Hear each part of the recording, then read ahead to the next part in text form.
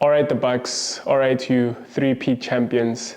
It is Talking Buccaneers with me, Fumane, and I thought I'd sit on this chair and sort of weigh in on something that is quite topical at the moment. I think most of us have seen that there's a lot of talk around Patrick Maswanganyi, this or that is getting said, and I thought, maybe let me weigh in on some of the things that are on my mind, but I can assure you that as much as he's also topical on my mind, I don't think it's quite as dramatical as the things that I do see online. Now, I want to get a few things out the way, before I kind of get into what I think is happening with Tito. Do I think that he's playing, his best football at the moment? Do I think he's on the form that saw him get, nicknames like the ambulance as a Tembisa, and all of that sort of thing? By no means. I don't think he's playing as well as we've seen him play in the Pirates jersey. Do I think he's been affecting games the way that he has in the past? I don't think so. But do I think he's a bad player? Of course not. I think that's silly. I think some people are suddenly thinking that, just overnight, Patrick Maswanganyi is no longer a very, very good attacking midfielder. And I think that's silly. I really think so. I think that's very silly. Now, again, I do want to sort of emphasize that, I've seen this kind of form from Patrick Maswanganyi. I definitely saw it somewhere in the middle of last season. Now, I have a video on this channel sort of pointing out as soon as we signed Patrick Maswanganyi, I watched him in the preseason in Spain, the first one from last year. And, I saw him one or two games. I think one of the games was a game in the MTN8. I think it was against Kukune. I saw him in a match against Stelis where we lost. And I sort of started formulating my thoughts around Patrick Maswanganyi, where I think he's good and what I think he does for Orlando Pirates and will do for Orlando Pirates. I'll definitely try to link the video up here for you to watch. And my summation of him obviously is nothing that's going to be surprising to you, is that obviously he's a very good modern number 10. And sort of what I said in that video is, the luxury that you get with Tito, or one of them, is that, in an age where we've sort of moved away from number 10s, like people like Kabelo Dlamini, who was a number 10, is sort of more suited to a different kind of game now. And we saw that with people like Ozil, how he got phased out by football, I think. No question marks around his footballing ability, but I do think that the game has sort of moved towards number 10s like Kevin De Bruyne, if you want to think of him as a number 10. It sort of moved to these workaholics that are, as much as they're gifted on the ball, but they also bring another dimension, especially defensively for the team. They help the team defend from up front as well. And that has sort of seen, the old school luxury number 10 who only brings his brains to the team be phased out. They've had to sort of adapt their game, mold it, or they've seen themselves just, become redundant in the football team. And I thought, that's the cool thing with Patrick Maswanganyi. That's what we're getting at Orlando Pirates. And I was definitely comparing him to someone like Kabelo Dlamini at the time when we signed him. I thought Tito was such an upgrade for Dlamini at number 10 as someone who plays behind the striker, in that, you got someone who's very energetic. He's got his work cut out as a number 10, and he does his job. He presses from up front, but also he tracks back and he gives us numbers when we go, into a defensive organization and maybe we're a bit under the cosh. You'll always see Tito in position, closing out the middle for us. And I thought that's one of the things that you got with Tito, which was amazing. You already started seeing it with him that, he puts in a shift, he runs, he tracks back, he presses, and he gives you 90 minutes. And I thought that was such an upgrade with Patrick Maswanganyi. But I also said stuff like, he's very good at receiving in between the lines. And that's what you want with your number 10, is that as much as I talk about, the game has moved kind of forward, but I think what has not changed about someone who plays as a number 10 is that he's got to be able to receive behind the midfielders. And I think that's going to be very topical in this episode today, which is something I want to sort of touch on with what I think is happening with Tito, is that what you want with the number 10 is any number 10 for any team, anyone who's playing as a creative player behind the striker, is he's got to be able to receive behind the midfielders. He's got to be able to turn. He's got to be able to play in tight spaces and, again, receive the ball, but also be able to find those spaces. That's when you've got players who are playing deeper and are looking to pass forward, you want someone who's able to find pockets of space where he can receive and turn and face the opposition and make these passes that will disorganize a defense and get your team on the front foot and attacking. And that's universal for anyone playing in that position. And that's something that we quickly saw with Patrick Maswanganyi, that he's got a very nifty left foot, quite neat in the way that he can receive behind lines. But also, more importantly, he's able to find those spaces behind lines where he can receive the ball and then start to use his deadly left foot. I think you saw that he's very good at combining with people. I remember at the time when we'd signed him, his early red hot form for Orlando Pirates, he was combining very well with someone like Relebogile Ratomo at the time. He was combining with Mofokeng. I thought he would combine very well with Zakhele Lepasa as well. And very early on, you knew that you got a very, very good number 10 at Orlando Pirates. And that's just one of his specialties. He can combine very well. He receives in those half spaces, in those tight spaces. He receives in between lines. He moves along those lines, and he's got the energy to keep availing himself to receive in spaces. He doesn't, what I thought used to be a criticism of Dlamini playing as a number 10 is that as much as, he's very good on the ball, what you do criticize about Dlamini as a number 10 especially is that off the ball, he sometimes doesn't give you that option. He gives you in very isolated pockets of times, if that's a statement that makes sense. But what I basically mean is that he'll disappear sometime and not avail himself to receive. You know that when he receives, he's deadly on the ball, but he just doesn't avail himself enough. And I thought with Tito, that's something that, he does very well. And that's just, his weapon is that he's got the energy. He's just very energetic for a number 10, and he works his socks off. And yeah, which leads me to kind of what I think is happening with him at the moment. Now, do I think he's still that player? Do I think he's got those capabilities still? Definitely. I actually think even playing for Orlando Pirates, he's obviously improved. And I just sort of had a thought today, just kind of thinking that, Tito is actually someone who's 26 years old, which, in footballing years, his best years are still ahead of him.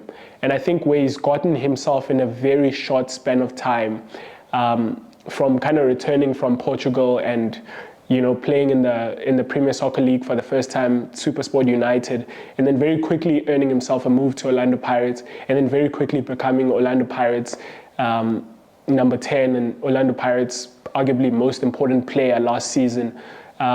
Definitely, someone who was within shout to be the best player in the league last season, but we all know what happens when Sundowns players are involved in these sort of things, and I'm not going to get to it because, yeah. Anyway, he was within shout to be the best player in the league last season as well. Lost out to, I think, Ronan Williams, if I remember correctly. And yeah, he's just, improved so much, in a very short span of time. And so I think, you know, he's still got those capabilities. He's still very good, Patrick Maswanganyi. But I do think that, you know, a couple of things, I can be entirely honest about a couple of things. I do think that, you know, in the last few games, I definitely saw it last season, and I was very vocal about it, very much to my slander, if I'm entirely honest. I know there was a clip that I kind of cut and had put out on TikTok. You might not find it now because, yeah, we've archived some things on TikTok just for appearance's sake. There's a look and a feel that we're trying to go for on TikTok, so you might not find that clip. But there was a clip where I was quite vocal about the fact that I think Tito has not been the same player. And that was somewhere around November, December last year, maybe even like February last year. No, February this year, sorry. February of last season. This past February that we're coming from. I said something about, you know, he's not the same Tito. He's not as impactful as we saw him. And I kind of feel like that again this season. And why I feel that's happening, couple of things. Well, the first thing is that I do think that Orlando Pirates has, firstly, you know, and this I don't think is the weightier reason, but I do think it's weighty. The first reason is that Orlando Pirates has changed the way that it plays, the way that we play. I do think that, you know, some things have been tweaked a little bit with the way that we're playing. So last year, you know, I would talk a lot about how I think we play with sort of 3 base, and then we've got a box in midfield with 2 at the base of that box, and then 2 who are our number 10s, and then we play with 3, which is 1 wide player, another wide player, and the striker. And Tito was playing inside of the box that is in midfield, as you know, as the advanced players alongside someone, depending on who's playing where. But you'd have sometimes Relebogile Mofokeng in that position, or sometimes you'd have Kabelo Dlamini coming inside. We've had Kimvuidi in that position as well. But Tito was always, you know, as one of the 2 advanced players in that box that Orlando Pirates plays. I do think we've seen this season a bit of a shift. Pirates is more brave because what the shape looks like sometimes, a lot of the time, too often it seems like we're just playing with Nda and Sesane as the 2 that's remaining. So you'll have the wing back, which is Hotto on the left, joining the forward line. And then you've got Dino van Rooyen as well on the right, joining the forward line. And then that frees Monapule Saleng on the right to join in and keep making runs and sort of run around in that front line, trying to stretch the defense and find places where he can keep stretching and giving us that option in behind, which I think is actually a very good tactic by the head coach, because what it actually does is it then, you know, as Tshegofatso Mabasa is pinning the center backs, when Saleng kind of makes those runs, is that he then frees up the space for Mofokeng and Maswanganyi and those people to be able to pick up the ball in space, because then there's gaps between the last line of the opposition and the midfield, who are sticking with the 2, which is Kabelo Dlamini and Talente Mbata, who anyway the 2 that I think should play most of the games. But we've obviously seen Makhetleni Makaula playing as well in that position. And yeah, so there's a bit of a shift with how Orlando Pirates is playing, but sometimes what it has meant, it has meant the central corridor is quite congested, where you've got Saleng in there, you've got Mofokeng coming in there, creating the space for Hotto, and then you've got Kabelo Dlamini or Makhetleni Makaula, you've got Talente Mbata, and you've got these 5 players in that midfield. Now, it is very early on in the season. I think it's going to be refined, this tactic. It should be refined. It will be refined. You can rest assured that, you know, obviously the technical team is watching. They're always looking to make those improvements tactically and seeing how we can use our best players in their best positions. And I think what this is looking like, it's allowing for the strength of Dino van Rooyen, who's someone who can, you know, do sort of up and down with ease in terms of his energy. But it's the same thing on the left. Hotto's doing the same thing, but then that's allowing as much as it's allowing for the strength of Hoto doing the up and down on that left flank, it's allowing for Mofokeng to kind of play with that freedom to come in and out of left wing. And I think that's what the head coach is doing. He's trying to find how to fit everyone and have everyone, while having fit them in, sort of accentuate their best attributes with everyone on the pitch, and so I think that's what has happened. You see Kabelo Dlamini playing deeper. It's allowing him to be on the ball more. It's allowing him to have more options either side when you've got, you know, a wide sort of strategy, wide tactic, is that it creates all of these options for Dlamini to be able to slip balls in here, but also to be able to switch balls to the wide areas, but also to be able to receive in front of the opposition, where he's got more time as compared to, you know, in the sort of corridors where there's a lot of players, tight spaces and that kind of thing. He's more impactful. Anyway, by my eyes, that's what I see, is being more impactful playing deeper for Orlando Pirates. Now, my thing is, I do think that it has kind of congested the space for Patrick Maswanganyi. I do think that last season, where Pirates was more about the wing play, it created spaces infield for Maswanganyi to be able to hurt oppositions.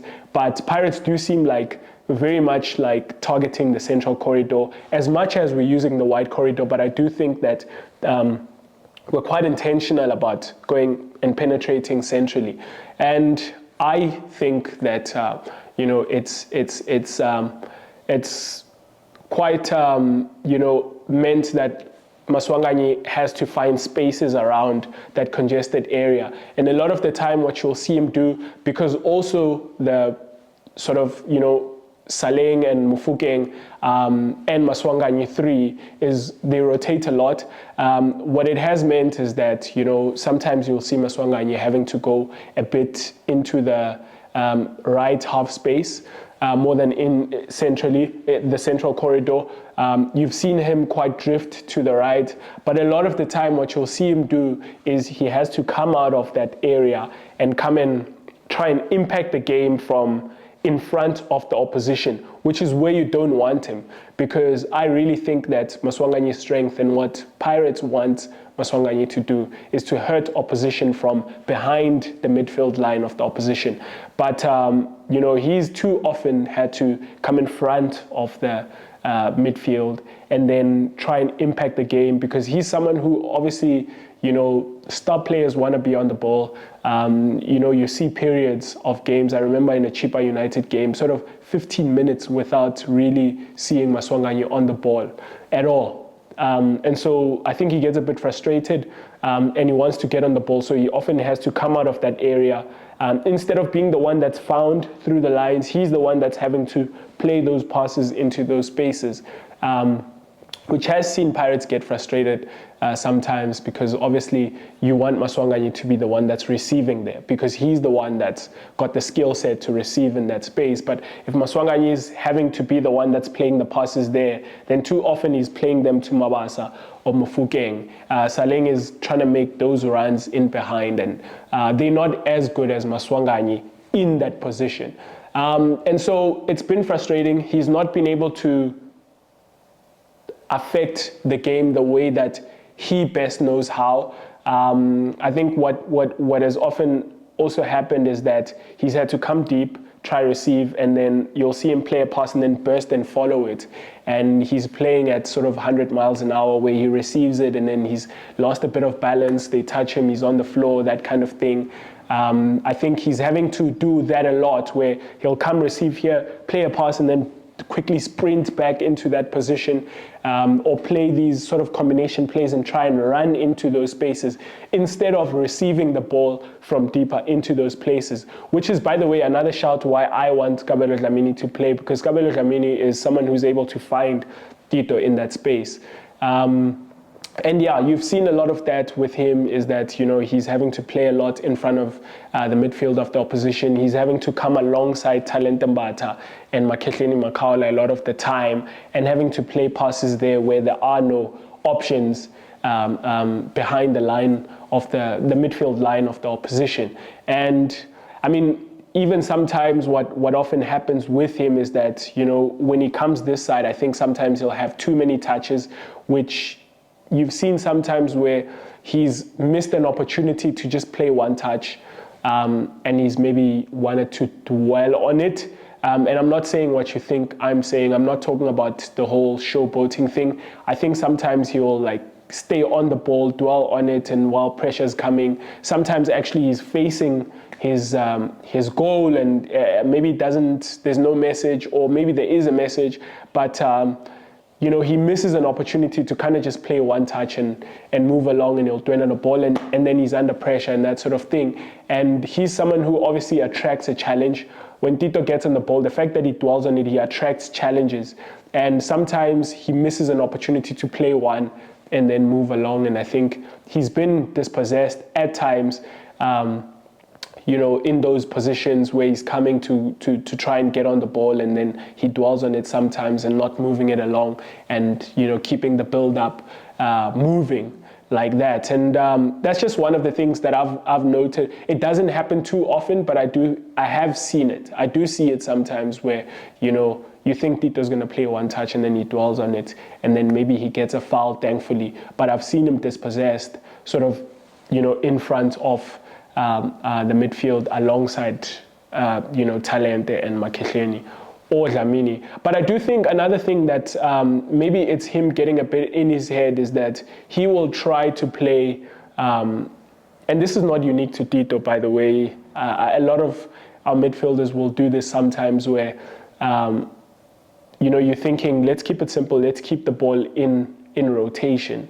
and then someone tries to find a pass in behind, and it's just intercepted, or, you know, it's just a bit wayward and things like that. So I've seen that from him one or two times where he comes deep, and maybe the need to want to impact the game because he's just that kind of player. He's a star player. The need to want to impact the game, he'll come deep and want to play a pass into or in behind the opposition, and that will quickly get cut out and that sort of thing. And maybe that's been a bit of the frustration. But I do think one of the other things, especially as pertaining to the whole showboating thing, well, I mean, I have a take. I think I've already said it on this channel, but for anyone who's not watched this channel, I'm just going to repeat it because this video is specifically about Patrick Maswanganyi. And I think what's happening, and I might be wrong about this, but I think one of the things that's happening, and I do think that it comes from the head coach. I think what the head coach has given license to Maswanganyi to do, and maybe you might get this if you go to Orlando Stadium and you watch these games live, is that there's a lot of, you know, firstly, what I think happens with Orlando Pirates is that Orlando Pirates is such a team that depends on its fan base. I think that people who go to the stadium will know what I'm talking about, is that, you know, much of the energy of the fans is transferable to the pitch. And when the fans are up, we really can win games for Orlando Pirates. And I say that quite loosely because obviously the players are the ones who win those games. They're the ones that are playing. But I think the players will be first to acknowledge the fact that, you know, even the head coach has come out and said that kind of a thing, that, you know, much of the energy of the fans is transferable to the team. And when the fans are up for it, you know, we can actually rile up and give our players the second wind to go on and win a football game. And I think, you know, the other thing about the fan base of Orlando Pirates is that not so much quite lately, because we've been doing very well lately, but in times when Pirates hasn't been doing well, we, the fans, can get quite toxic at Orlando Stadium. And that's just the fact. Anyone who wants to attack me for that, I dare you to come to the stadium when Orlando Pirates is not doing well. You will hear that we quickly turn on our own sometimes, and Hoto knows that very well. Even Dlamini, by the way, knows that very well. Sipho Shane knows about it. And yeah, a lot of players know about the fact that when things aren't going well, when Pirates isn't doing well, when the fans feel like things aren't going well, or we're nervous, that kind of a thing, we can turn on them. But the opposite is also quite true, that when things are going well, the fans are such a second wind for the players. And so I'm saying that to say that, I think the club, the technical team, the head coach definitely knows that. And so I think there's clear instruction that, Tito, we know that when you get on the ball and then you start doing your thing and you start, tailish. Basically, I don't know how to say this in English. When Tito starts to tailish on the ball, that gets the fans up. And when it gets the fans up, and then that energy starts to transfer onto the team, because then there's an excitement around the stadium and there's a buzz. And so I think the head coach, because, too often I've seen it happen in times where I think Tito should be in trouble for doing that at that time. But I do think, as I keep watching, that it's clear instruction to say, Tito, do that and get the fans up again. When we feel that the energy is kind of going down, maybe because of nervousness, the score is 0-0, we're approaching halftime, there hasn't been a goal. And then I think there's clear instruction, or maybe even when the score is 1-1, to say, do your thing, that's going to get the fans up, and then we're going to ride on that energy. And so I'm not one who thinks that the showboating is the reason. I'm saying this to say I'm not one who thinks the showboating is the reason why Tito is not doing well, whatever. Because I've seen these sort of wild takes that are saying it's because he's focusing on the whole thing of the showboating now, and that's why it's affecting his game and that sort of thing. I'm not on that camp. I think that it's an intentional thing from Pirates to say, Tito, do that.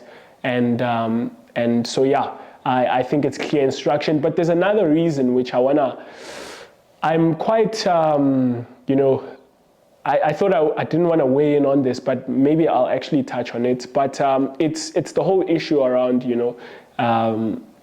the great Jomo his comments on Patrick Maswanganyi. And what I think around that situation is that obviously Jomo has no incentive to come out and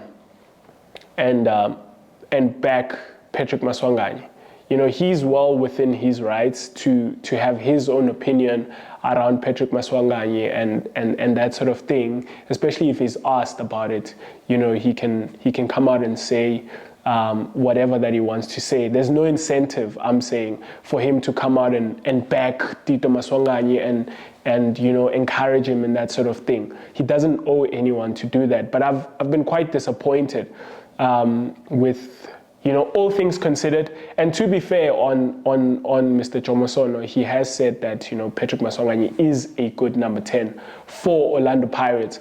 But I do think that in saying that, there was a bit of a condescending tone, which was saying that, but he doesn't compare to me. And look, I've never gotten the privilege to watch Jomo, but I've heard people speak of him. I've seen clips, obviously, like you have, most of you, if you're entirely honest. You've seen clips of Jomo playing, but we've never had, most of us, the privilege to be able to analyze him like we do with these players, watch him week in and week out and that sort of thing. So we're limited to these clips, and the clips tell us that he was a great player. But also, even the great Mr.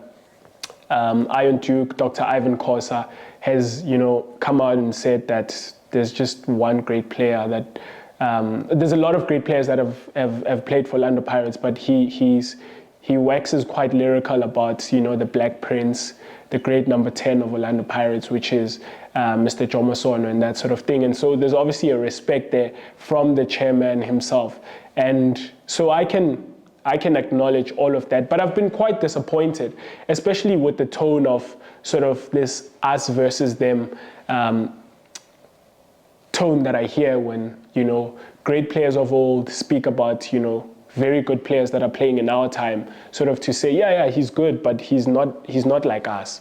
I feel like sometimes, and again, I can say that, there's no incentive for them to come and do that, but I would hope that, there'd be that thing with elderly people and just, legends of the game to to kind of encourage our players. And because Tito is a very good player, and he's a young man, that's the other thing. And so, and again, I do say that, to be fair, Jomo has said that, Tito is a good number 10 for Orlando Pirates, but there was a tone which is quite condescending, and I'm saying it's a sort of like, but he doesn't compare to me. And then there's the whole elephant and ant thing, which I thought was uncalled for. I do think that if there was any intention for Jomo to try and be supportive of Tito's talent and to be encouraging of him, and maybe to point out what he thinks is a frailty in his game, what he said about he always sees Tito dribbling towards his own goal,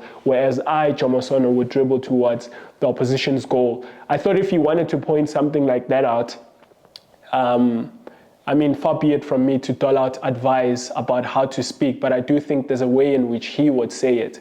And I think there's an encouraging way he would say it, but I think to say it the way that he did and the whole ant and elephant comparison, I do think that was uncalled for. But now I'm saying this, I'm bringing this all of this up to say that maybe when someone as great as Jomo comes out and he says stuff like that, maybe it does get to you as a young Patrick Maswanganyi. Do I think that's what's affecting his game? No, maybe a little bit. I think it's a combination of things that is seeing him be off form a little bit. I started this video by admitting that he's not at his Tito best. Do I think he's terrible? No, I don't think he's terrible. Do I think that he should be substituted in some games? Definitely. Who do I think should play? I think people like Mvwidi are ready and hungry to come on and eat some lunch. But I also think Tito is just too influential, just overall, for Orlando Pirates to be sitting on the bench. I think it's going to take a lot to see Tito sit on the bench. I do think he maybe does need resting if the coach suspects that he's a bit in his head. Maybe the whole Jomo thing is in his head a little bit. I do think that they should protect him, but part of me also just feels that he's what you call a big-time Charlie, Tito Maswanganyi. I think he's just one of those like Mafukeng who are born for the limelight. And Tito is quite shy, but I do think that he's not the kind of player that doesn't. I think he's the kind of player that feeds off attention. He just needs to be playing under attention, and can he deal with it? I think he's going to grow in that, and some of these things are grilling him to sort of prepare him for the kind of expectations that you play under at Orlando Pirates, with all the kind of comments that will come your way and all the criticism that will come your way. I think part of what's happening with the whole Jomo thing and everything, and your fan base sort of saying this or that, it's grilling him. But I think he's just born for it. He's going to thrive off of it. He's still young. He's still going to develop with dealing with these sorts of things. But those are sort of my thoughts. I feel like I'm just going on and rambling now. I do want to leave it here. But, sort of my thing would be, if Tito hears this by any chance, my thing for Tito would be, I think he's great. I think he needs to maybe simplify a few things. I do think that at times he's guilty of looking like he's trying to do a little bit more than necessary. But yeah, otherwise, he's still great. He's still very useful and influential for Orlando Pirates. I think he should just keep it simple, and anyway, he's doing fine. I don't think he should be sitting on the bench. I think he should be playing games. But yeah, it's not going to be long until we see Tito back at his best again. But let me leave it here. Up the mighty Bucks. Cheers. Well, I hope you enjoyed that video from Talking Buccaneers. If you did, please hit that subscribe button so you can stay up to date with all our future content.